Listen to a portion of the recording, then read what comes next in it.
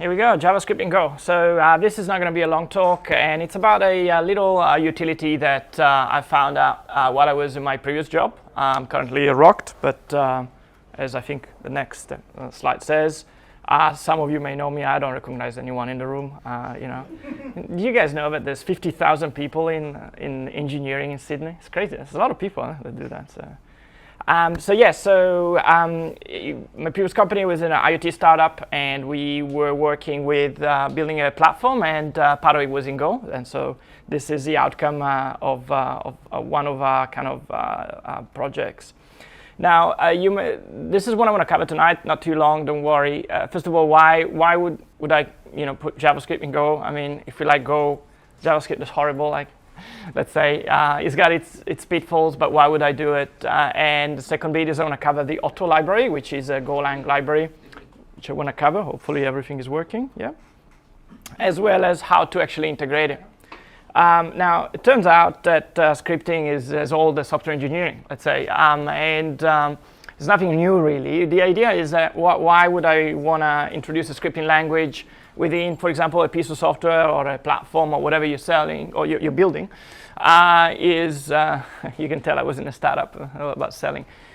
So the reason is primarily for two reasons. You want to have dynamic behavior, or you want to customize your software. Now, you may think, well, I can customize my software just by, adding new features as the customers ask. But at some point, you hit a roadblock where you're adding a lot of features for a lot of customers, and then your piece of your software is kind of a little bit of a piecemeal kind of mix of a lot of things, and every customer wants something slightly different. I'm giving here the example of Lua. Lua is actually an old scripting language, but is the one that has got the most success lately. You might have heard of OpenResty. If this looks alien to you, don't worry. This is an Nginx configuration file.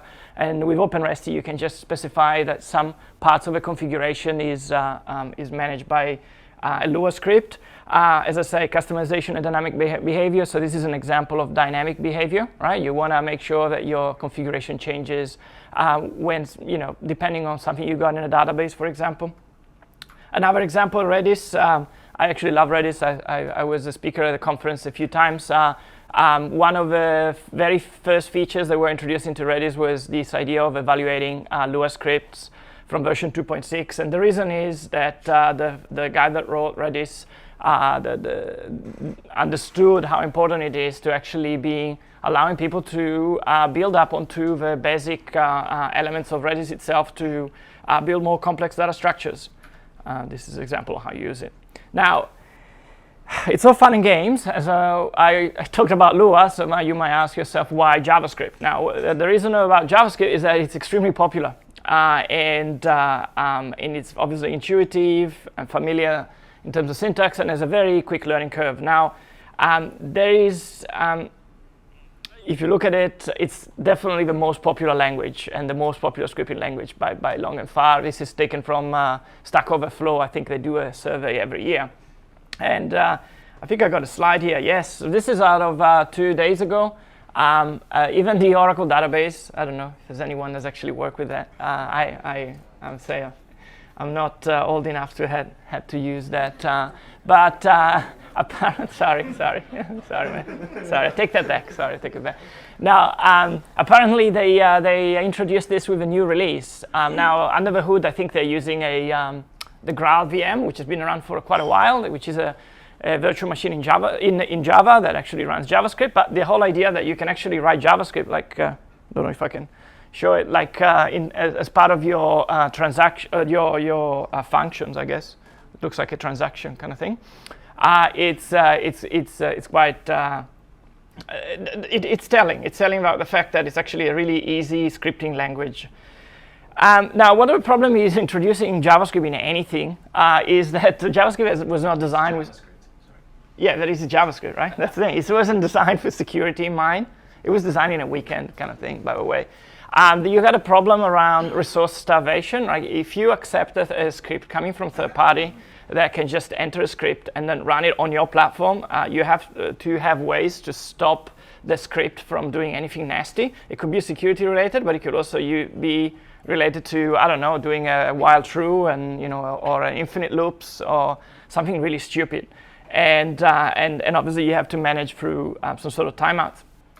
Now, I kind of introduced it a little bit when I started. Obviously, the use case in this for us, my previous company, was data manipulation. So the platform itself was written in JavaScript, to be honest. It was TypeScript, but it had some component in Golang and some component in JavaScript. And we had this need to actually allow people to write their own custom parsers. You may be asking why. Well, because we are enrolling a lot of devices built by third parties, these devices would uplink or upload payloads that were in binary format, and it was really at the beginning it was easy for us to add that baked into our platform, the parsers themselves, but then it became actually cumbersome because we just couldn't keep up with it. So the first thought that we had was actually to run JavaScript in JavaScript, right? Makes sense.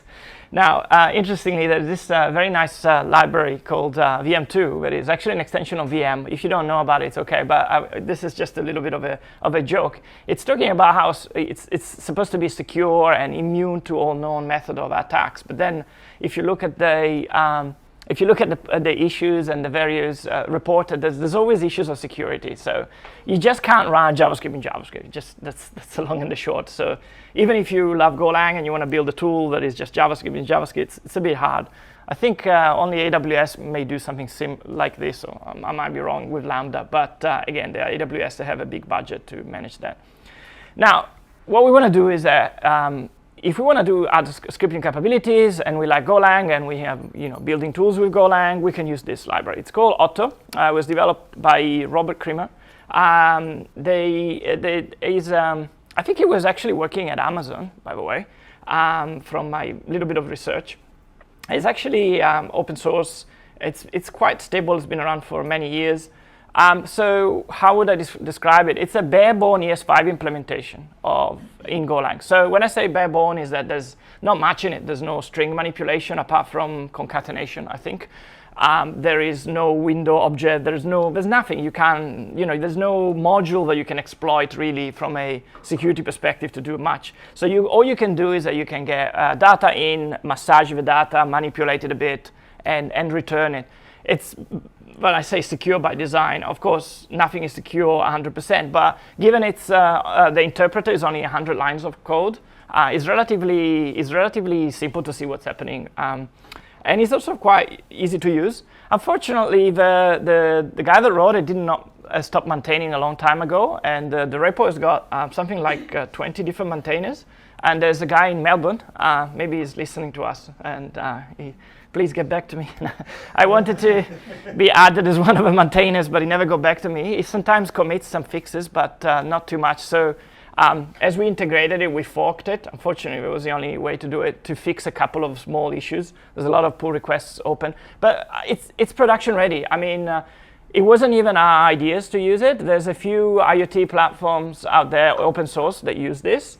Nowhere to the level of sophistication where we implemented it, and they just blindly use it. We fixed a few bugs, and I'll cover the sophistication in a second. Now, in its simple version, I hope you guys can see from the bottom. I may be covering it with the stand here, but it's a fairly simple library to use. But in reality, when you actually go and actually use it, and you want to allow someone to write a custom script, and you want to have some level of tidiness around it, it becomes a little bit more like this. Now, don't worry, I'll go through the code relatively quickly to show what each section is. It looks very messy, but there's a reason for everything there. So obviously, we need a way to pass some data in. Interestingly, everything is passed as an object in JavaScript. So whatever custom data you have, it could be strongly typed, of course. It's actually just translated to the kind of the closest correspondent. And there are some issues in this area, but I didn't encounter any of those. The issues were in terms of pull requests that I've seen open. Yeah, to me, it just quite works out of the box. Not really that much thinking. Obviously, you're running your own script, but you need a wrapper. And you need a wrapper because I'm just going to cover in a second because of the reasons. So primarily, obviously, you want to try and catch what you're running. because obviously if there's any exception in your JavaScript, you want to catch that. You don't want to cause the Go routine to die. You actually introduce the script at the top, and this helps because it helps with line numbers, all right, in case there's an exception. And then you want to invoke it. Now, what are you invoking here? If you see, you're invoking a specific function in JavaScript. I call it custom script.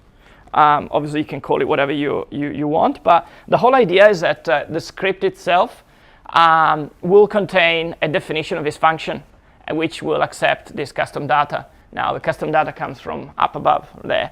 So you want to do that, but at the same time, you want to add maybe some additional classes or additional functions. A typical one is a console log. A lot of people, when you use JavaScript, they just go off, there's console log. Now, console log doesn't exist, so you have to add it manually. So as part of your, you have to inject it. But you may have additional classes. For example, we were adding all the buffer classes. If you're familiar with JavaScript or Node.js, there's buffer classes that let you read buffers like byte streams and read them into numbers or strings. So we added those in. You actually obviously invoke. Sorry, of course, these are actually defined as strings in Golang within your repo. All right. So this is an example. So this is you can define a console to go to nothing. But one of the things that we found very useful is letting people actually log to a console, collect the information, and then return that as well, because you can actually read that out. And I'll show you in a second, I think. Yes. Here's how you read the data out. So I've covered at the beginning, at the top, obviously how we run the script. And this is how you get the data out. So you got a return object. If you don't know what that is actually coming back from, let me go back.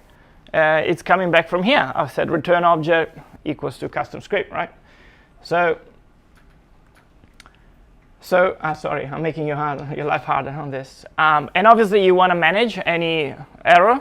Okay, so you wanna make sure that you capture that error. So, and you also wanna make sure you capture the console, as I was explaining before. The console is useful, I think, because it lets people. If you're thinking about it from a developer experience, when a script doesn't work, you might wanna actually the first thing that before we had instrumentation, and in this case you don't have any instrumentation. The first thing you had is like printf back in the day, and console log is effectively the same concept. But also you want to validate the data here, because a return object is actually an empty interface. So you have to cast it to something.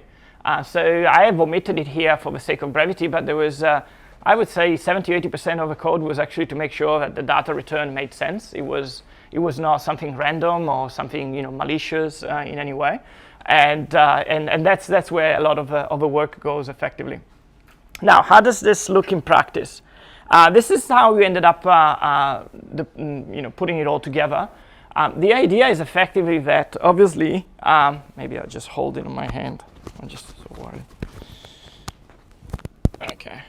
So basically, you want to have something that, I put an incoming request. It can be coming from anything or a cron job or anything. You want to run your custom script. So obviously the custom script needs some data, which is what I call the, custom data, I think it's called in an example.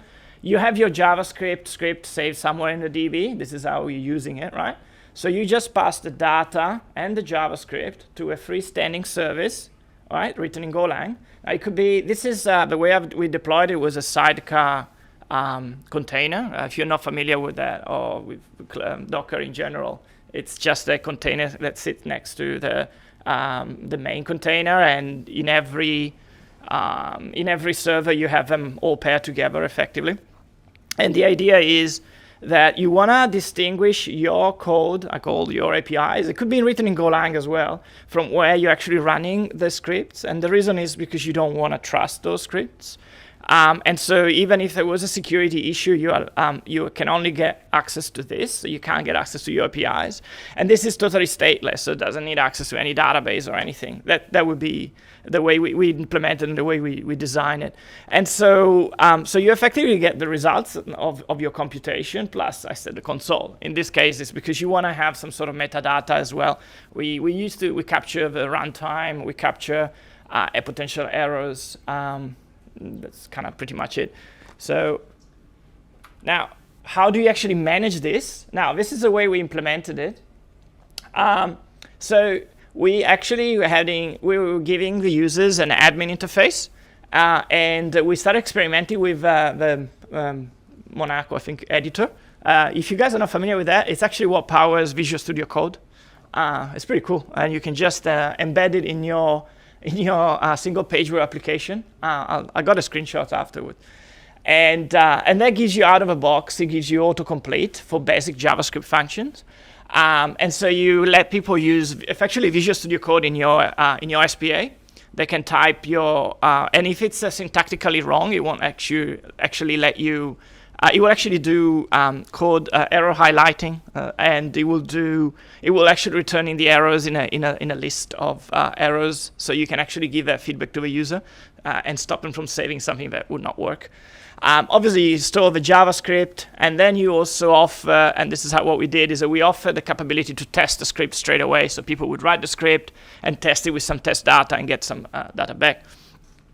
What we did, though, what we found out is that it was actually much easier if we actually moved straight away from JavaScript straight to TypeScript. If you're not familiar, and with TypeScript you should be, it's just types on top of JavaScript. And the advantage is when you do that, the Visual Studio Code editor will give you autocomplete and a higher level of error handling.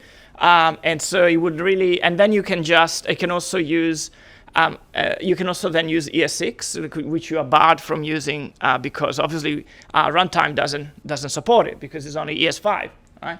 ES5 is very, very old, and ES6 has got, I think, it's fixed most of the issues with ES5. So you wanna let people use these capabilities. So what you do is that you effectively sending the TypeScript and you're storing the TypeScript. Now, what do you do though when you want to run it? Well, we did this, and it actually worked out really well. You can embed a TypeScript compiler straight into your APIs. Now, if your APIs are not written in JavaScript, you can still do it by having a service, And it's crazy because it's one line. I mean, in this presentation, I put a lot of code, so I didn't add that. But you literally can compile to TypeScript in one line.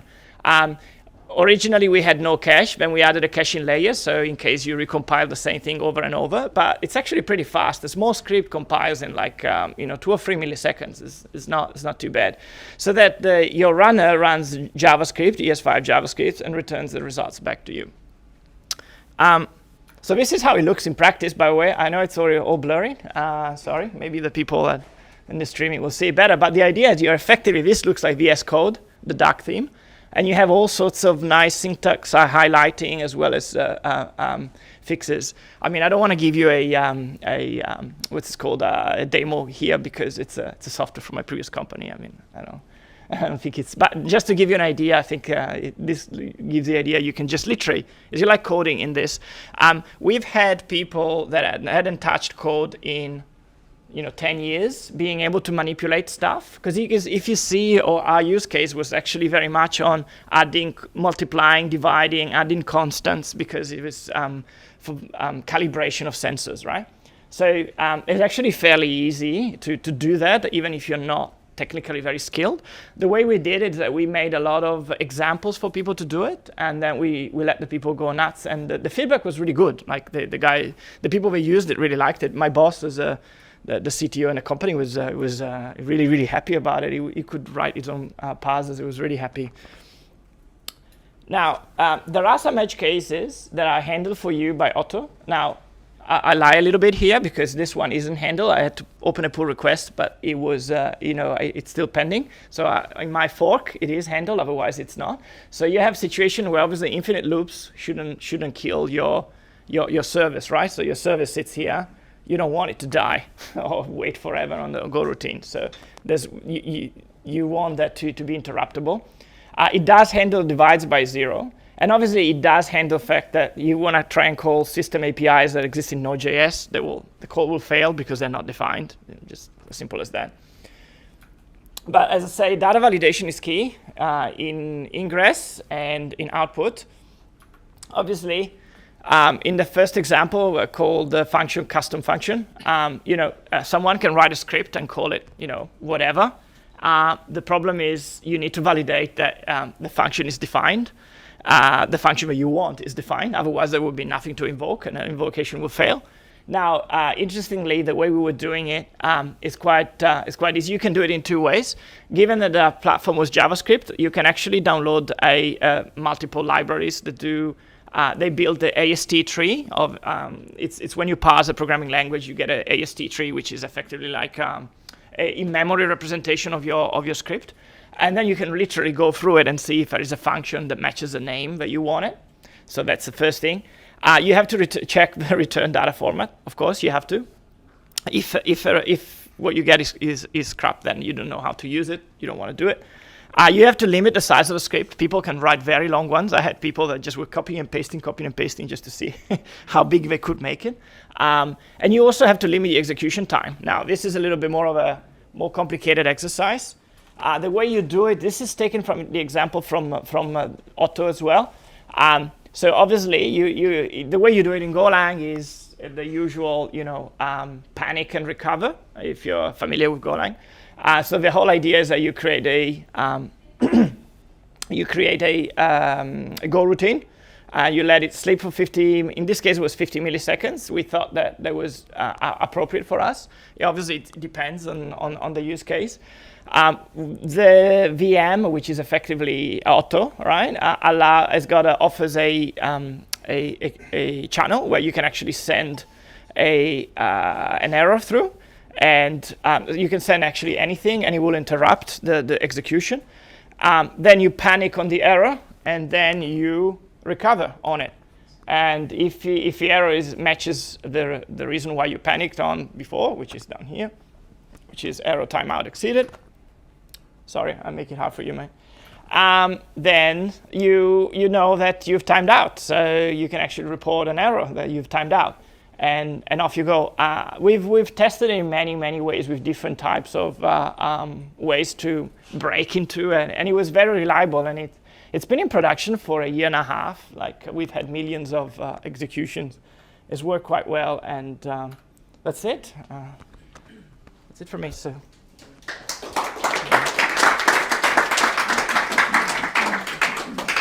Yes. I've got a question. Yes, sure. Have you heard of Lisp? Yes. Okay, why not Lisp?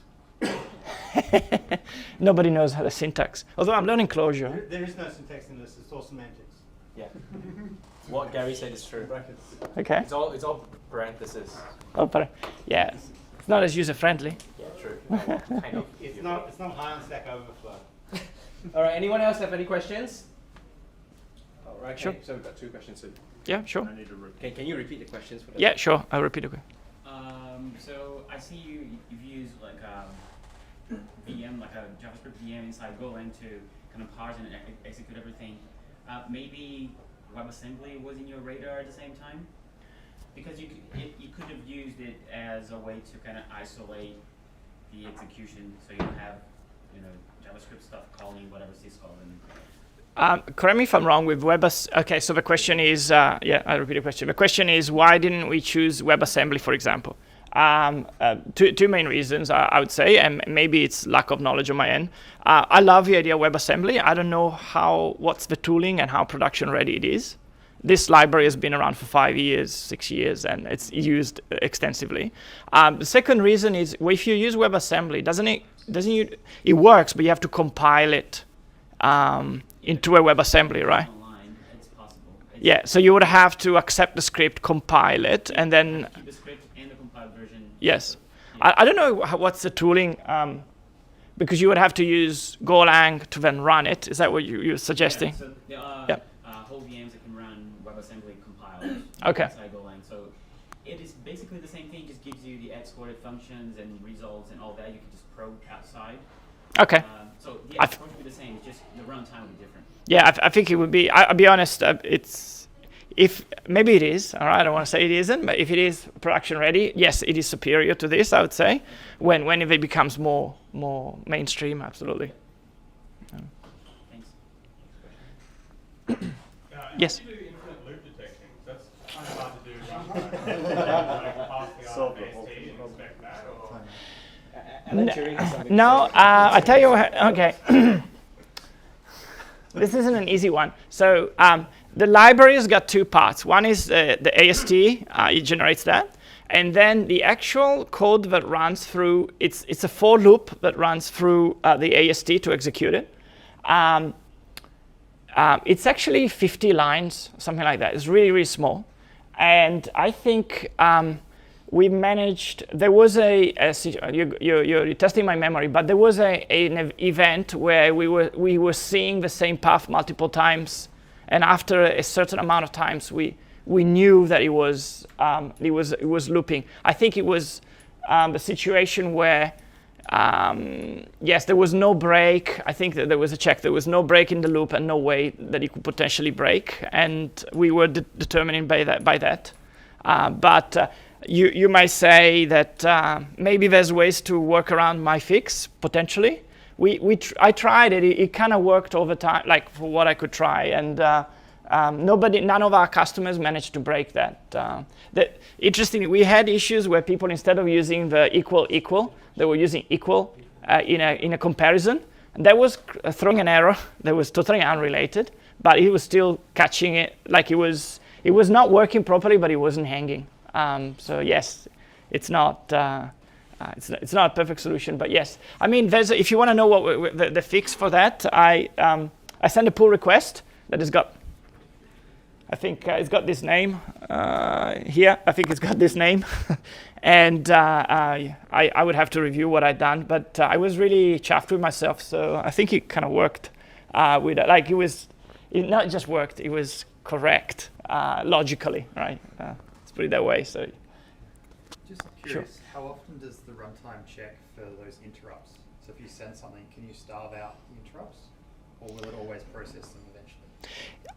It always processes eventually because it uses just a very, sorry, I didn't repeat the question. So how often does Otto processes the channel, the interrupt channel?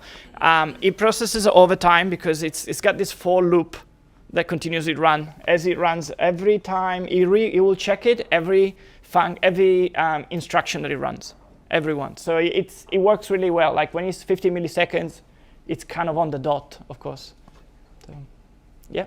Sorry, what were you using to convert the TypeScript to JavaScript? Were you just using TypeScript?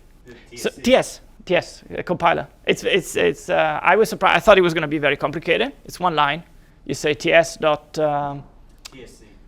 Yeah, no, but yes. So yes, correct. We don't call an external program. We embedded it within our platform. All right. So our Node.js had a TS compiler built in, so it's bundled up. And we imported TypeScript. There's so it's not very well documented, but you can import just TypeScript as a module in Node.js. Okay, and that's why I said TS because we renamed it TS. And then it's got a public method which is compile, and it will compile whatever you pass it as a string into JavaScript. Again, I thought it was not a great idea, but the performance was really good. I was impressed. It really runs really fast. So was there a node server as part of the solution? Yes. So I didn't cover. So most of we had, it's a microservice architecture. This bit was in JavaScript. Okay, so we bolted the TS compiler onto this set of the APIs. Some of the other microservices were in Golang, but this one had JavaScript built in. So question, why not just use Node? Because you didn't pay attention. Sorry, I had to say. Because we looked into it, but running Node in Node is a pain. Like this is. No, but you run Node in a Docker container to the side. Yes, but how many? I mean, you're going to spin a Docker container for every execution? Like, you're going to spin a Docker container like this. You're suggesting this. Sorry, let me see if I, library. Yeah, you're suggesting, why don't I run this in Node, all right, to run your JavaScript? Is that your suggestion, something on the side? You run something on the side. Yes. Now, if you do that, the issue that you have is that under the hood it uses eval, and there is no way you can stop it from a security standpoint. There's no way you can lock it down. There is no way. So that's what I was saying. This library here was our first choice. Okay, VM2 does exactly what you're suggesting. So it runs in JavaScript, right? and it lets you run VM. By the way, is part of Node. VM2 is this version that this guy has made, which looks really good.